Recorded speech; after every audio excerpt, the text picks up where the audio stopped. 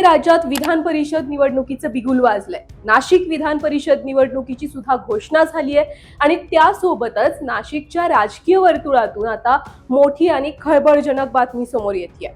ही निवडणूक महाविकास आघाडी विरुद्ध महायुती अशी होणार असं वाटत असतानाच आता निवडणुकीला एक वेगळं वळण मिळालंय।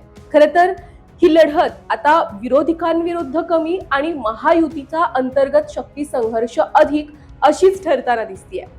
बघा, भाजपकडून गणेश गित्ते आणि शिंदे सेनेकडून नरेंद्र दराडे यांची नावं चर्चेत असताना आता आणखी एक नाव हे सातत्यानं पुढे येतंय, ज्याने बड्या नेत्यांची झोप उडाली आहे। ते नाव म्हणजे अंजुमताई कांदे। आजच्या व्हिडिओमध्ये आपण पाहणार आहोत की अचानक अंजुमताई कांदे यांचं नाव रेसमध्ये कसं आलं, आमदार सुहास कांदेंनी मुंबईमध्ये कोणती फिल्डिंग लावली आहे का, आणि खासदार श्रीकांत शिंदेंच्या नाशिक दौऱ्याचा खरा सस्पेन्स नेमका काय आहे हेच व्हिडिओमध्ये पाहायचंय, त्यामुळे व्हिडिओ शेवटपर्यंत पहा। नमस्कार। मुंबईच्या राजकीय वर्तुळात सध्या जागा वाटपावरून जोरदार खल सुरू आहे। राज्यातील नाशिकसह परभणी, ठाणे, संभाजीनगर आणि यवतमाळ या 5 अत्यंत महत्त्वाच्या विधान परिषद जागांवर थेट मुख्यमंत्री एकनाथ शिंदे यांच्या शिवसेनेनं आपला दावा ठोकलाय।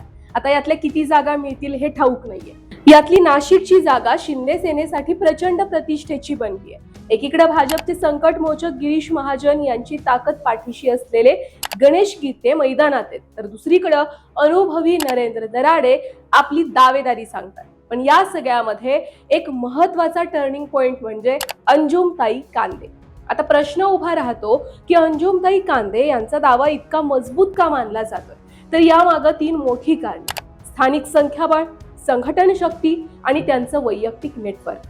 बघा, राजकीय वर्तुळात अशी चर्चा आहे की आमदार सुहास कांदे यांच्याकडे नांदगाव मनमाड परिसरातील जवळपास 50 हक्काचे नगरसेवक आहेत। स्थानिक स्वराज्य संस्था मतदारसंघात एका मताला खरं तर अगदी सोन्याहून जास्त किंमत आहे।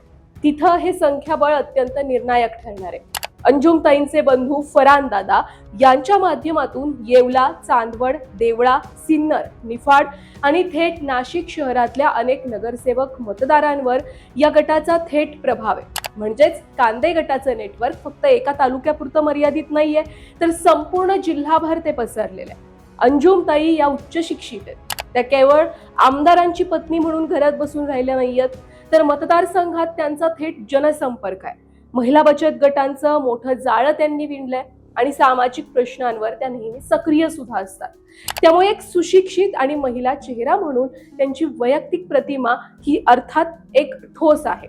नाशिकच्या राजकारणात आणखी एक महत्त्वाचं फॅक्टर म्हणजे राज्याचे मंत्री दादा भुसे। खरं तर दादा भुसे मंत्री आहेत, त्यामुळे दादा भुसे यांचं मत सुद्धा काय असणार आहे हे सुद्धा इथं लक्षात घेतलं जाणार आहे आणि त्यानुसार उमेदवारी खरं तर दिली जाऊ शकते।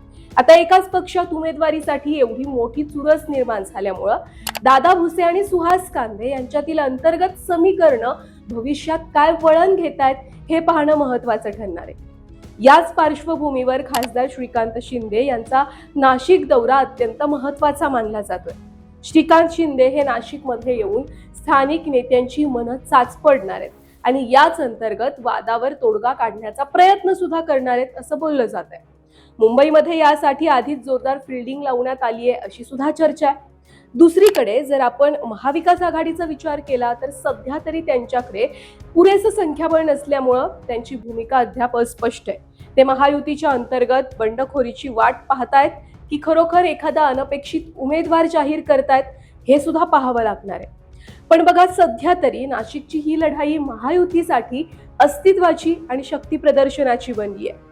अनुभव असलेले नरेंद्र दराडे, भाजपची ताकद असलेले गणेश गित्ते की थेट जिल्हाभर नेटवर्क असलेल्या उच्च शिक्षित अंजुमताई कांदे, उमेदवारी नक्की कुणाला मिळणार? महायुतीची उमेदवारीची माळ कुणाच्या गळ्यात पडणार? भाजपच्या, शिंदे सेनेच्या की शिंदे सेनेमधील आणखी कुणाच्या? तिकीट कुणाला मिळायला पाहिजे नाशिकमधून? कमेंटमध्ये आम्हाला नक्की सांगा।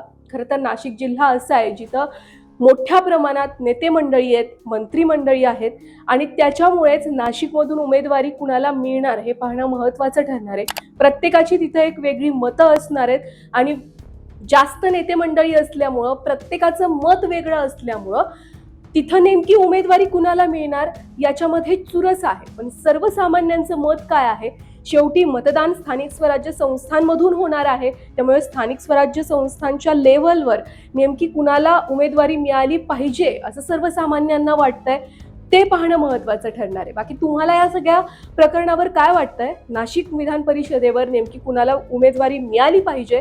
भाजपमधून उमेदवार आला पाहिजे की नाशिकमधून की शिंदे सेनेमधून उमेदवार आला पाहिजे?